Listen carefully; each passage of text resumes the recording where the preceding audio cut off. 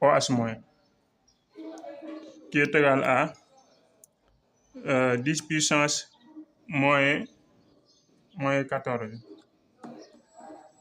Voilà. Maintenant, à part de ça, on va calculer la concentration des ions, parce qu'on sait concentration des H3O+, on le connaît déjà, c'est 10 puissance moins 2 mol. Maintenant, pour calculer la concentration des OH-, il suffit de diviser la concentration KE par la concentration H3O+. Voilà, on va calculer ça ensemble. Voilà. On sait que KE est égal à la concentration des ions C3O+, multiplié par la concentration des OH-, égale à 10 puissance moins 14. Or, on a déjà calculé la concentration de ça, c'est 10 puissance moins pH égale 10 puissance moins 2. Donc, la concentration des OH- égale à KE sur concentration de H3O+. Si on remplace, on aura 10 puissance moins 14 divisé par 10 puissance moins 2 égale à 10 puissance moins 12. Donc, la concentration des ions OH- égale à 10 puissance moins 12 mol par litre. Voilà. Maintenant, l'étape 4, c'est l'utilisation de l'électroneutralisé de la solution. Ça veut dire quoi? Ça veut dire que la somme des concentrations des cations égale à la somme des concentrations des anions.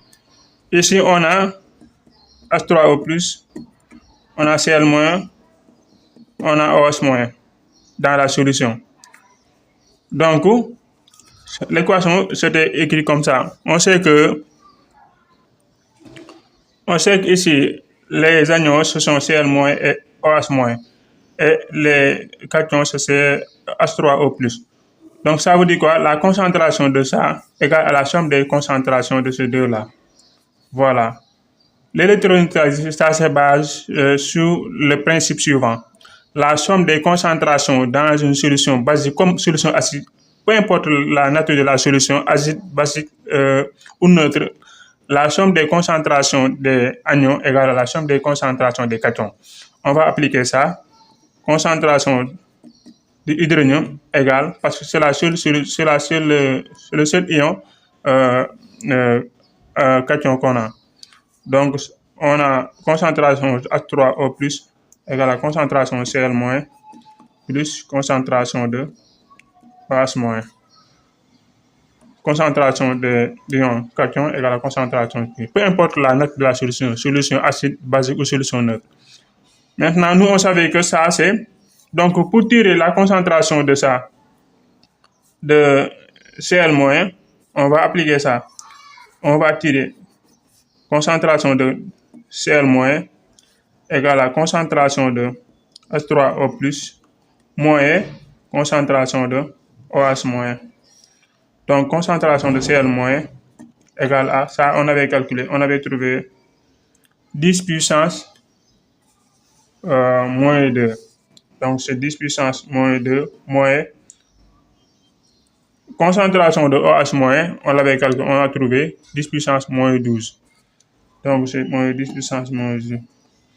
Et ça, c'est quasiment égal à 10 puissance moins 2 mol par litre. Parce que 10 puissance moins 12, là, c'est tellement négligeable. C'est tellement négligeable devant 10 puissance moins 2. Donc, la concentration n'a presque changé. Voilà, donc ça reste 10 puissance moins 2. Donc, la concentration Cl- égale à 10 puissance moins 2 mol par litre. Maintenant, enfin, on va voir la cinquième étape. La cinquième étape se base sur le principe de la conservation de la matière. Ça veut dire quoi? La concentration initiale disposée de HCl égale à la concentration de HCl restante plus la concentration de Cl- fortement formée. Ça veut dire quoi? Concentration molaire disposée initialement égale à la concentration de HCl restante plus la concentration de Cl- formée.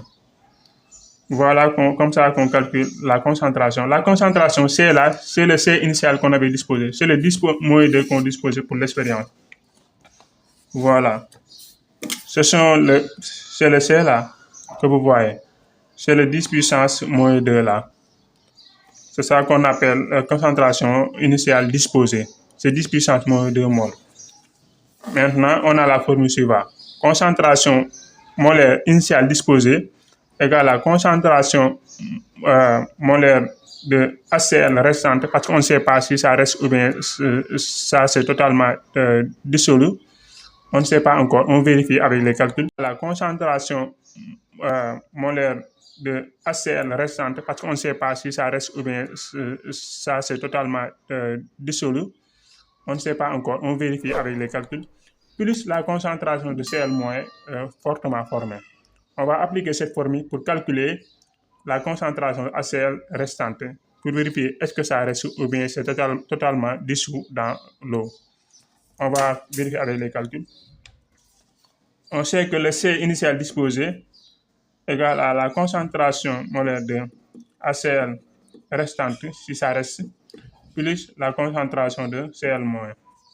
Donc, on tire ça pour savoir. Donc, concentration de HCl restante égale à le C là, concentration disposée, moins la concentration de restante. Maintenant, si la concentration HCl restante n'est pas nulle, on dit que l'acide n'est pas fort. L'acide n'est pas fort. Une solution acide forte se réalise avec un réactif qui se dissout totalement dans l'eau. Pour savoir la question d'une solution acide forte ou acide base, ça dépend de la quantité de réactifs restants. Si avec l'acide, la solution ne reste aucune mole, ou bien ne reste aucun mole de HCl, ça veut dire que la solution aqueuse, ou bien l'acide est fort. On dit que l'acide est fort si la concentration restante égale à 0. Ça veut dire que toute la quantité HCl a été dissolue dans l'eau. Maintenant, si la concentration HCl restante qu'on vient de calculer, s'il est différent de 0, ça veut dire que l'acide n'est pas assez fort.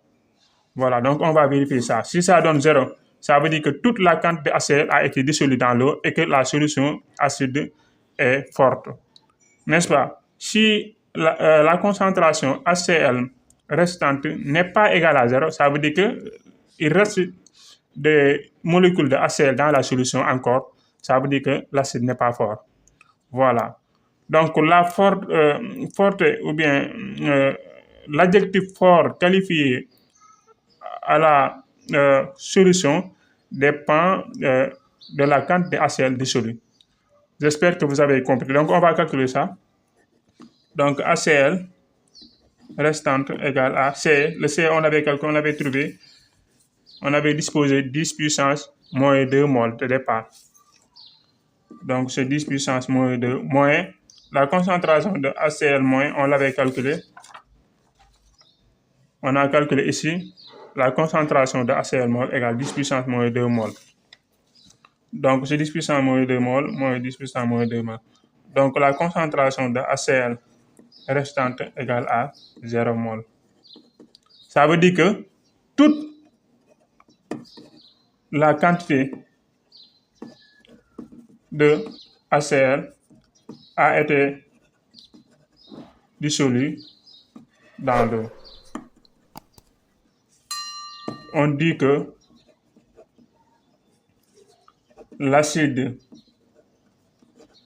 chlorhydrique HCl est un acide fort parce que il ne reste aucune quantité de HCl après dissolution, c'est 0 mol.